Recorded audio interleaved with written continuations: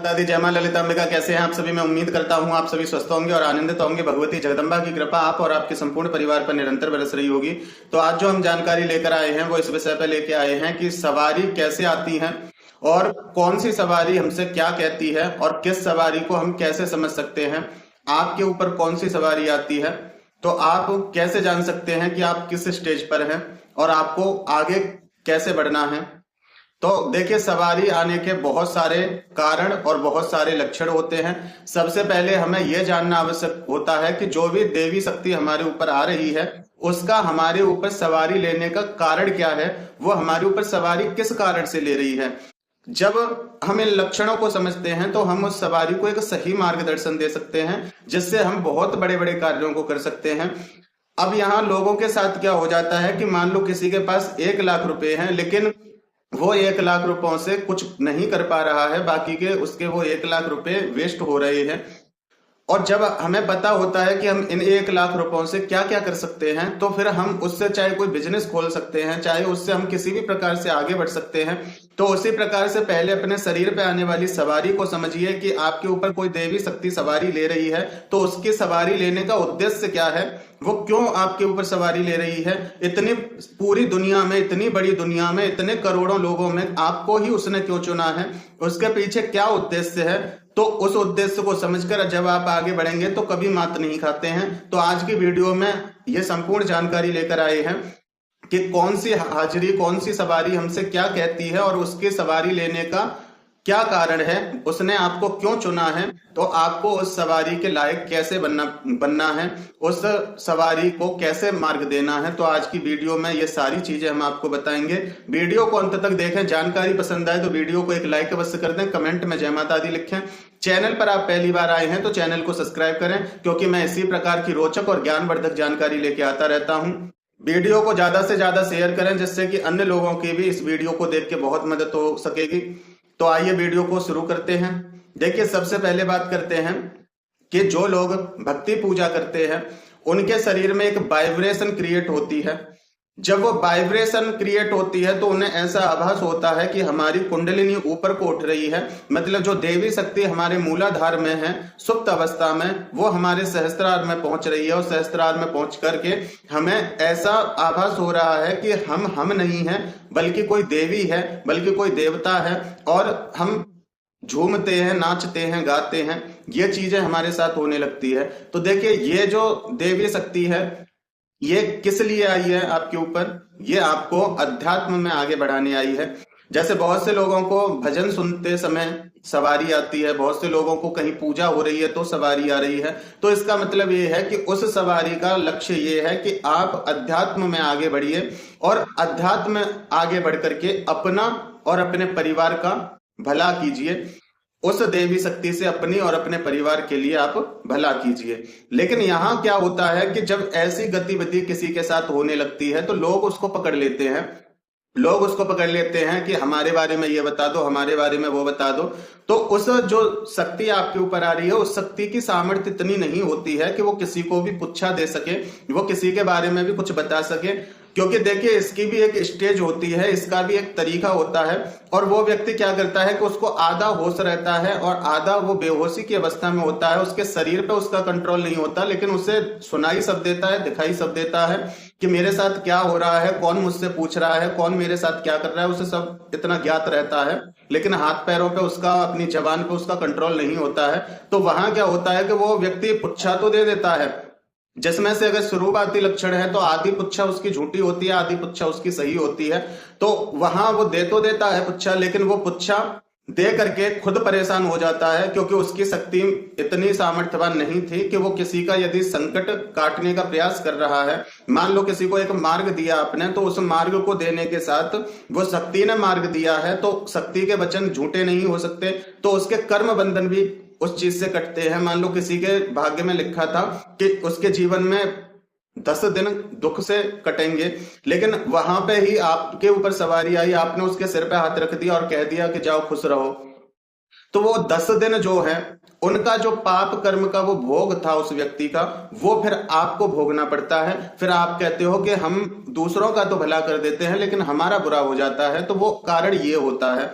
तो ये जो शक्ति सवारी आती है, जिसके भी साथ आती है, जो भजन सुनते समय, पूजा करते समय, माला करते समय जिसके साथ ऐसी गतिविधि होती है, तो वो किसी को भी पुच्छा ना दिया करें, क्योंकि ये जो पहली पहली सवारी जो ये आती है, ये इसको ज्ञान की आवश्यकता होती है। जब तक इसको मार्गदर्शन नहीं मिलता है, इसको सही ज्ञान नहीं मिलता है, तो ये आपके लिए ही परेशानी खड़ी कर सकती है। तो इसलिए जब भी आपको लगे कि हमारे ऊपर ये सवारी आने लग गई है, ये सवारी आना प्रारंभ हो गई है, तो हमेशा दरवाजा बंद करके आप पूजा पाठ कीजिए।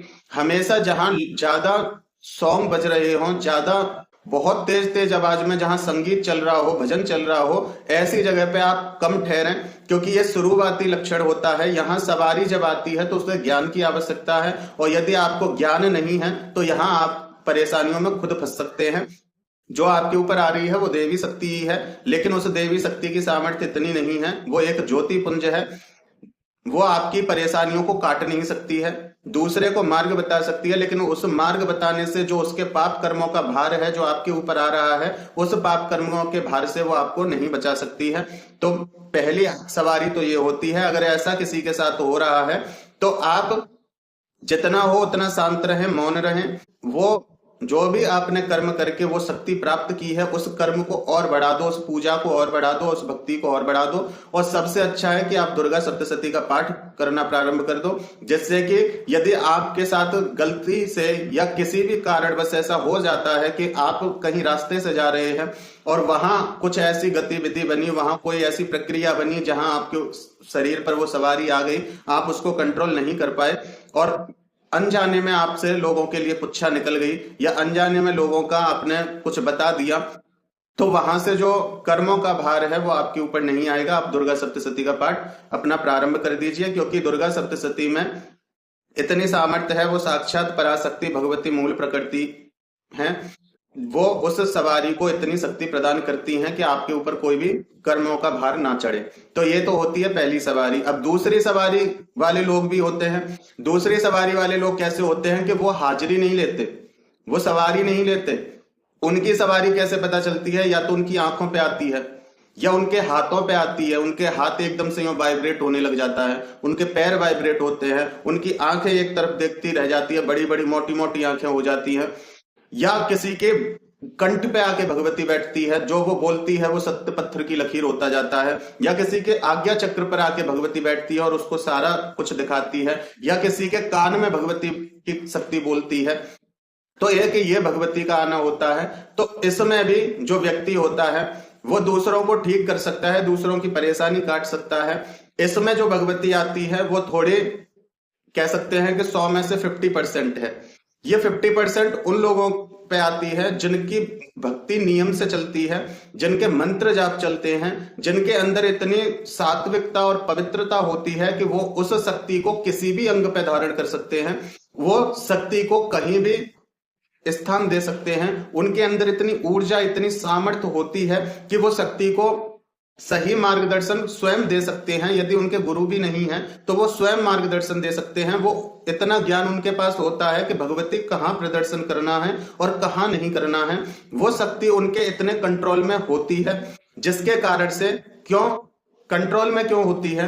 क्योंकि उन्होंने अपने शरीर को तपाया है, उनके पास तप की शक्ति है। और जब तप की शक्ति है तो तप की शक्ति अपरंपार होती है। तप शक्ति से बहुत कुछ प्राप्त किया जाता है, क्योंकि कहा जाता है तप आधार सब सृष्टि भवानी करहि जाई, तप असही जानी, तप बल रचई प्रपंच विधाता, तप बल रचहि प्रपंच विधाता, तप बल विष्णु सकल जग त्राता, तप बल विष्णु सकल जग त्राता, तप बल शंभु करहि संघारा, तप बल शंभु करहि संघारा तप बल शेष, धरहि मही भारा तप आधार, सब सृष्टि भवानी करहि जाई, तप असह्य जानी। यदि विधाता इस सृष्टि की रचना करने में सक्षम है तो तप शक्ति के बल पर ही।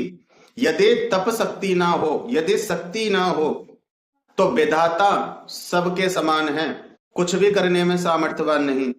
यदि विष्णु इस सृष्टि का पालन कर रहे हैं तो तप शक्ति के बल पर ही कर रहे हैं। तप शक्ति कौन? लक्ष्मी। यदि तप शक्ति का बल ना हो तो भगवान विष्णु भी निद्रा में पड़े रहते हैं, मोह के बस में पड़े रहते हैं। निद्रा उनके ऊपर, वो निद्रा का आश्रय लेकर सोते रहते हैं, उनके शरीर में इतना बल नहीं होता। ये बल कहां से मिलता है? तप शक्ति से। भगवान शिव यदि सृष्टि का संहार कर पा रहे हैं, कहां से? भगवती के साथ उनका पाणी ग्रहण संस्कार हुआ। संहार शक्ति महाकाली, महागौरी, महाशिवा उनके साथ है, तब वो संहार कर पा रहे हैं। शेष पृथ्वी को अपने मस्तक पर धारण किए हैं, तप सृष्टि के बल पर ही। यदि शेष में इतनी शक्ति ना हो तो क्या पृथ्वी का भार वो सहन कर सकते हैं? तप शक्ति अपने आप में बहुत अपरंपार है।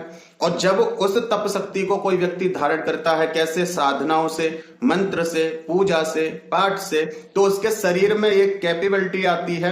ये तप से उसका शरीर ऐसा तप जाता है जिससे कि वो बड़ी से बड़ी अग्नि को सहन कर सकता है, बड़े से बड़े ताप को वो सहन कर सकता है। तप के बल से उसका शरीर तप जाता है। अब तपने का मतलब ये नहीं कि गर्म कर दिया जाता है। तपने का मतलब जो लोग जानकार हैं वो समझ गए होंगे मैं क्या कहना चाहता हूं।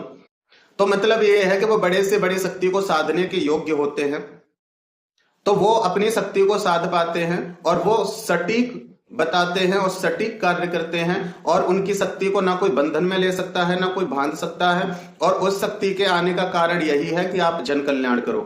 जो पहले मैंने बताया वो शक्ति वो है कि आप अध्यात्म में आगे बढ़ो। आप अध्यात्म में आगे बढ़ोगे तो आपको ये शक्ति प्राप्त होगी जो अब मैं बता रहा हूं, जिससे आप लोगों का भला कर सकोगे। लेकिन आप गलती क्या करते हो कि आप पहली स्टेज को ही ये सेकंड स्टेज समझ लेते हो और जिसके कारण आप परेशानी में फंस जाते हो। वो फर्स्ट स्टेज है, उसमें केवल और केवल आपको अध्यात्म में आगे बढ़ना है, ज्ञान अर्जित करना है और भगवती की तरफ आगे बढ़ना है। वो पहली स्टेज है। ये दूसरी स्टेज है जहां तुम 50% तप चुके हो, 50% भगवान के नजदीक पहुंच चुके हो। तुम्हारे अंदर इतनी सामर्थ्य आ जाती है कि यदि तुम किसी के कर्म बंधनों को काटना चाहो तो काट सकते हो और उसका भार भी आपको नहीं प्राप्त होगा, क्योंकि आपके पास ज्ञान भी है कि उसके कर्मों के भार को कैसे उतारा जाए। मैं लोगों को बताता हूं, मैं लोगों को समझाता हूं कि आपको ये पाठ करना है, आपको वो पाठ करना है। क्यों बताता हूं? क्योंकि उनके कर्म बंधनों को काटने के लिए। यदि हमारे कर्म बंधन खराब ना हो तो कोई हमें तनिक भी कष्ट नहीं दे सकता।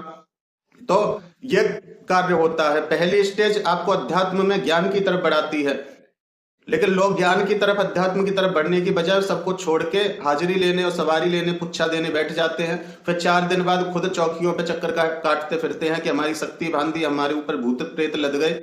तो वो गलती आपकी है। दूसरे स्टेज में आपके पास ज्ञान है, आपके पास अध्यात्म और तप की शक्ति है, तो आप जन कल्याण कर सकते हैं। अब सबसे महत्वपूर्ण और सबसे सटीक, सबसे अच्छी स्टेज कौन सी है? तीसरी स्टेज, जहां होती है 100% हाजिरी, जहां होती है 100%, वो देवी देवता आपके ऊपर सवारी लेता है। और वो सवारी कैसे? नाच के, खेल के, या आंखों पे, नाकों, कानों, आंखों, पैरों पे, इन पे नहीं। आंख पे, आज्ञा चक्र पे, पैरों पे, हृदय में, कानों में, जिह्वा पे, कंठ पे, ऐसे नहीं। जो सबसे अंतिम स्टेज है सवारी की, तो वो सवारी जब सवारी लेती है तो किसी बगल वाले व्यक्ति को भी नहीं पता चलेगा कि आपके ऊपर सवारी है, किसी को भी पता नहीं चलेगा कि आपके ऊपर सवारी है। लेकिन जब वो वाली सवारी आती है तो वो सवारी सबका भला करती है, वो सबका कल्याण कर देती है। सबका कल्याण कैसे? मान लो शांत बैठा है वो व्यक्ति, एकदम से उस पर सवारी आई। अब वो केवल उसको पता है, क्योंकि जब वो सवारी आती है तो वो ब्रह्मरंध्र को खोलती है और वो पूरे ब्रह्मांड का जो ज्ञान होता है, शरीर से ऊपर का जो ज्ञान देती है, पृथ्वी से ऊपर का जो ज्ञान देती है, वो पूर्ण शक्ति है। और जब तक शरीर का ज्ञान दे रही है, क्रोध कर रही है, सवारी ले रही है, एक दूसरे पर चीख रही है, चिल्ला रही है, वो इस शरीर के अंदर की शक्ति है। लेकिन जब यहां से कनेक्ट जब होती है, हमारे सिर से 12 अंगुल ऊपर के चक्र की जो शक्ति कनेक्ट होती है, जिसे कहते हैं मूल प्रकृति, जिसे कहते हैं पराशक्ति, जिसे कहते हैं आध्या शक्ति, जिसे संपूर्ण ब्रह्मांड की जननी कहा जाता है, वो शक्ति हमारे साथ कनेक्ट होती है, तब हमारी शरीर सवारी कैसे लेता है, बड़ी बड़ी रचनाएं करता है, ऐसे ऐसे स्तोत्रों की रचना करता है, ऐसे ऐसे मंत्रों की रचना करता है, ऐसे ऐसे पाठों की रचना करता है, जिससे आपका तो आपका आने वाले समय में जो भी उनका पाठ करेगा, जो भी वो साधनाएं करेगा, जो भी वो मंत्रों का जाप करेगा, उसका कल्याण होगा। नए नए पाठ स्तोत्रों की रचना, आपने कभी संस्कृत का एक शब्द नहीं पढ़ा और फिर भी आप ना जाने कैसी कैसी रचनाएं कर देते हैं, तो वो है पूर्ण सवारी। लेकिन यहां तो लोग पहली स्टेज पे ही फंसे पड़े हैं, बहुत से लोग सेकंड स्टेज पे पहुंच गए हैं, जहां वो सवारी नहीं ले रहे हैं लेकिन फिर भी भला कर रहे हैं, फिर भी उनके अंदर वो कुंडलिनी शक्ति, वो भगवती फिर भी उधर्व अधो हो रही है, ऊपर नीचे हो रही है और लोगों का भला कर रही है। कोई बिरला होता है जिसपे ये तीसरी स्टेज की सवारी होती है, और ये तीसरी स्टेज की सवारी तक ही हमको पहुंचना चाहिए। मैं ये नहीं कह रहा कि सवारी नहीं आती है, सवारी आती है, लेकिन हमें तीसरी स्टेज वाली सवारी चाहिए, जो कि अपना तो भला करे लेकिन अपने समाज को भी कुछ प्रदान कर दे। बहुत से लोग होते हैं जो कभी झूमते नहीं है लेकिन बड़ी बड़ी रचनाएं कर देते हैं। तुलसीदास जी थे, क्या वो सवारी लेते थे? नहीं, लेकिन फिर भी रामायण की रचना कर दी, लेकिन फिर भी रामायण लिख दी। तो ये चीजें कब प्राप्त होती हैं? जब तक हम शरीर से बाहर नहीं निकलते हैं। अब जैसे मान लो कोई कहेगा ऐसे कैसे हो जाएगा, तो अपनी कुंडलिनी के द्वारा सहस्त्रार से अन्य धामों में जाते हैं, अन्य चीजों को देख के आते हैं, फिर वहां की प्रशंसा को हम यहाँ लिख देते हैं। अब तक जो आपने पढ़ा है, सुना है, क्या है वो? एक बात बताइए, जो बिल्कुल चला गया, क्या वो लिखने आया दोबारा? नहीं ना। लेकिन फिर भी पूर्ण ज्ञान होता है, पता होता है कि उस लोक में ऐसा है, उस लोक में ऐसा है, माँ का सौंदर्य ऐसा है, माँ की आभा ऐसी है, माँ कानों में कर्णफूल कैसे धारण कर रही है, माँ के मुखमंडल का तेज कैसा है। कौन लिख रहा है, कैसे लिख रहा है? वो माँ उसके ऊपर सवार होकर अपने लोक में ले जाके अपने सामने बैठा के अपना पूरा सब कुछ उसे आभास करा रही है, दिखा रही है, फिर वो लिख रहा है। बड़े बड़े मंत्रों से उसका स्तवन कर रहा है। जो वहां करके आया वो यहाँ लिख रहा है कि मैंने ये किया, इससे माँ के चेहरे पे मुस्कुराहट आई, माँ मुस्कुराई। जो इसका पाठ करेगा उसको माँ की प्रसन्नता प्राप्त होगी। ये कैसे लिखा जा रहा है? ये तीसरी स्टेज है सवारी की। तो हमें पहले स्टेज, सेकंड स्टेज पे नहीं रुकना चाहिए, हमें थर्ड स्टेज पे जाना चाहिए कि सवारी ऐसी ले मां कि मृत्यु उपरांत भगवती के लोक में वास मिले। तो ये 3 स्टेज है। अब आप देखिए, यदि आपको आप पहली स्टेज से गुजर रहे हैं तो आपको वहां ज्यादा से ज्यादा मंत्र जाप भक्ति की आवश्यकता है, जिससे कि आप अपने शरीर को तपाओ, अपने शरीर के ऊपर कंट्रोल करना सीखो। दूसरी स्टेज है वो जब आप साधना और अध्यात्म में पूर्ण रूप से हैं, आपने अपने शरीर को इतना तपा लिया है कि आप भगवती को साध पा रहे हैं, आप भगवती की शक्ति को संभाल पा रहे हैं, लोगों को पता ना होते हुए भी आप लोगों का भला कर रहे हैं। और तीसरी स्टेज वो है जहां आपको किसी के बारे में सोचने की आवश्यकता नहीं पड़ती, आप लोगों के लिए ऐसे कार्य करते हैं कि यदि लोग केवल उनका पाठ भी करता रहे तो उनका कल्याण हो जाए। तो ये इस प्रकार से ये चीजें होती हैं। तो आप देखिए आप कहाँ हैं, आपको कहाँ बढ़ना है आगे, तो आप उस प्रकार से आगे बढ़िए। मैं उम्मीद करता हूं कि मेरे द्वारा दी हुई जानकारी आपको समझ में आई हो और पसंद आई हो। तो अगर जानकारी आपको पसंद आई है तो वीडियो को एक लाइक अवश्य कर दें, कमेंट में जय माता दी लिखें। चैनल पर आप पहली बार आए हैं तो चैनल को सब्सक्राइब कर लें, क्योंकि मैं इसी प्रकार की रोचक और ज्ञानवर्धक जानकारी लेके आता रहता हूं। तो आज की वीडियो में बस यही जानकारी देनी थी। मैं उम्मीद करता हूं कि आप समझ गए होंगे, और कुछ कार्यवश मैं थोड़ा व्यस्त था इसलिए वीडियो मेरी नहीं आ पाई। और दूसरी बात, वीडियो मैं उसी प्रकार बनाता हूं जो आवश्यक है, कुछ भी बना देना वो मेरा लक्ष्य नहीं है। मुझे आपको वो चीज प्रदान करनी है जो आपको हर कोई नहीं प्रदान करता है। तो मैं ज्यादा से ज्यादा कोशिश ये करता हूं कि मैं कुछ जब भी डालूं तो ऐसा डालूं जिससे आप लोगों को थोड़ा बहुत कुछ प्राप्त हो जाए। आप लोगों को कुछ समझ में आ जाए, इसलिए कुछ समय मुझे इसलिए लग जाता है। आज की जो वीडियो है इसमें आप अच्छी तरह से समझ सकते हैं। थोड़ा थोड़ा तो मैंने हर वीडियो में बताया है सवारी के विषय में, लेकिन पूर्ण बात यही है। अब आप सोच लीजिए कि आप किस स्टेज पे हैं, जैसा भी आपको उचित लगे उस प्रकार से आप चलिए।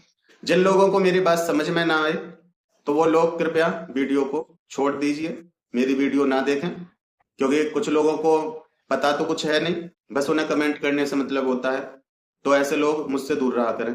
तो फिर मिलते हैं एक अगली वीडियो में एक नई जानकारी के साथ। तब तक अपना और अपने परिवार का ध्यान रखें, भगवान की भक्ति करें, निरंतर भक्ति करें और भक्ति पथ पर आगे बढ़ते रहें। जय माता दी, जय मां ललितांबिका।